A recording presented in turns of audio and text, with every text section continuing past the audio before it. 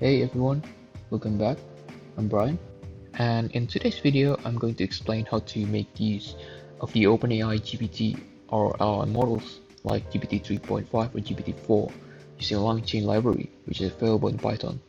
So, with Langchain and the OpenAI models, you can produce or make a custom chatbot or any LLM app as you like.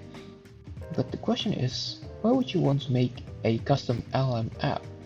There is ChatGPT already and it's provided free. So this is the GPT 3.5 model, the model that OpenAI used for their ChatGPT. And as you can see there, the data that they use for training is only up to September 2021, which means that when you query something that related to the latest trends like who won the World Cup 2022, the ChatGPT won't know who won the World Cup. And this also happens with GPT-4. The data that they use for training the model is only up to April 2023, which is roughly 8 months ago from this video creation. So you kinda lose the latest effect, which impact heavily on the model inability to answer queries that utilizes latest trends, latest news, and that is very crucial when you want to build a stock chatbot because you don't want to give information based on outdated data. And so this is one reason why one wants to make a custom LLM app. So back to the stock chatbot code. I'm just gonna go through all the code here.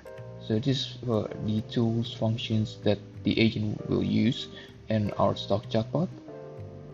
I have demonstrated how the chatbot works and made a separate video of it. So please feel free if you want to visit the stock chatbot in the link below, or if you want to visit the video to see how it works. Before we go to the Python code, I wanted to explain how the chatbot works behind the scene. So behind the chatbot, there is something called an agent. An agent essentially serves or functions as an assistant that will act based on the tools provided. Now, the tools that are going to be provided for the agents are essentially functions that we define in the Python code. And the essential thing about this is you have to make a good prompts because that is crucial to make our bot function as we want. With bad prompting, the agent will likely to choose the wrong tool to answer user queries. And this definitely requires a lot of trial and error because we need to figure out what the user will query, and we need to understand who are the main users of the chatbot, and we need to personalize and customize it based on what the user needs. You can use and create as many tools as you want, but because with many tools you need more prompting, and with more prompting you need more number of tokens. And this OpenAI is not free, meaning they have pricing plans.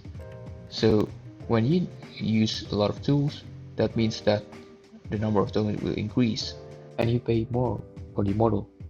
You may need to strategize on how to make the prompting efficient, but still preserving a clear instructions for the agent to understand. And this is how you make a good agent. Now back to the code, the stock chatbot code. So in here, I've got two Python scripts for the application and also the agent tool. So essentially the application is for the Streamlit UI. I'm using Streamlit for the application. And the agent tools is essentially the defined functions that I've created and the tools that will be used by the agent. So we need to define functions, but also the tool classes. You need essentially three things. The first one is that you have to define a Python function. So this function will be used by the agent as a tool. So for example here, the getStockPrice function. So this function is used by the agent to get the closing price of a given stock code.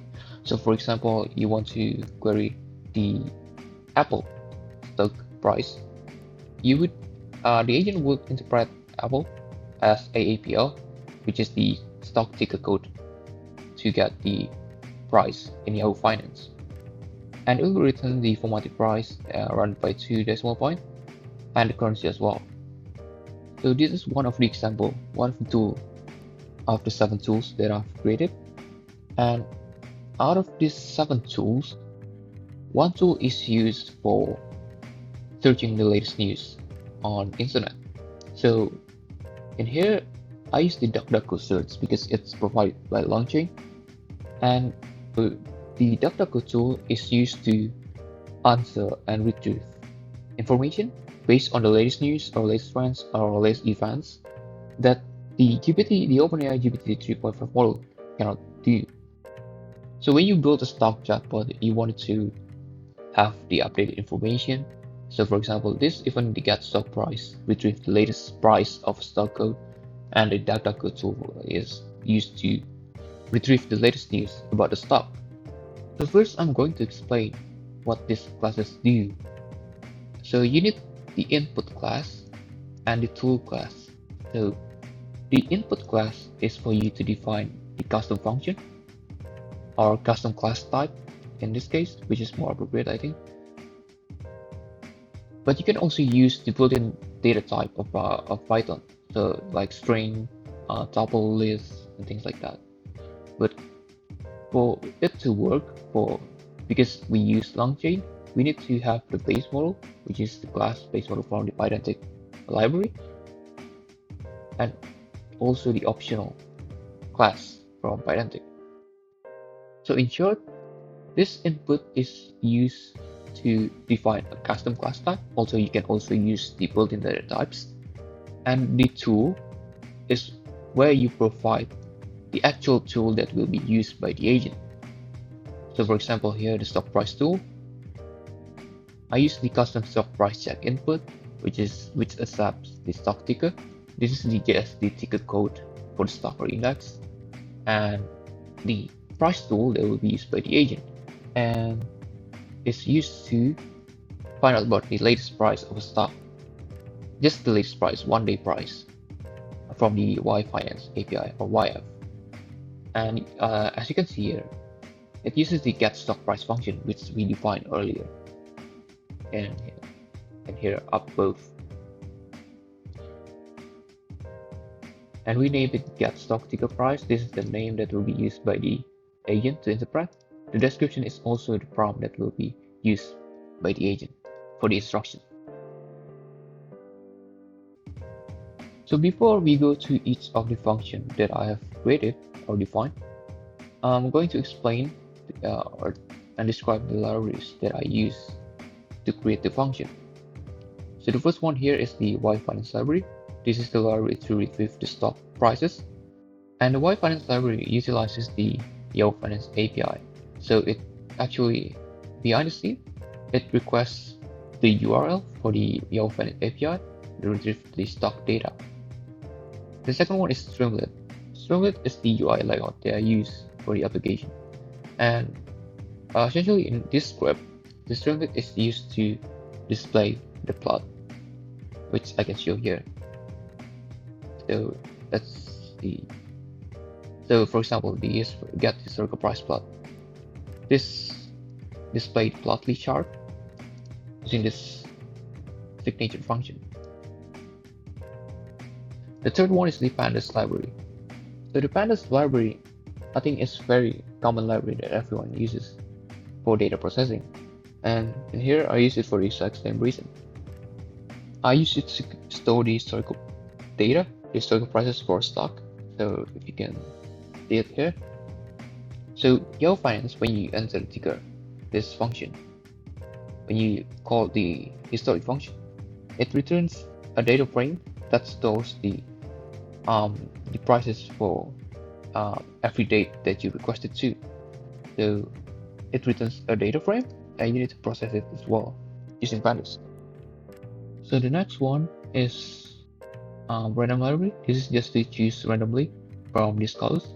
It's used to create a list of calls, random calls from this sequential calls provided by the Plotly Express. The next one is the Plotly library. This is the library that I use for data visualizations. I use Plotly here because it's very interactive tool, very interactive visualization to use, especially in a web app. And the next one is Langchain. This Langchain here is to define the tools that I've explained earlier. And these three libraries, actually these two lines, the typing and Pydantic library is to define a custom type class that we will use for the agent tool. You actually do not need to know what all this do. Essentially, this is just to create a custom class type. I think that's all you need to know. So I think I'm going to end this video here because otherwise it will be too long for me to explain the function and tools created here in one video. I'll make a separate video for you who are curious as to how it works, how this tool works for an agent to use it. But thanks everyone for watching. But if you found this video helpful and you like it, please drop a like, otherwise just put a dislike on it. And if you have any recommendations or suggestions, please feel free to comment down below. Once again, thanks for watching, and I'll see you next time. Goodbye.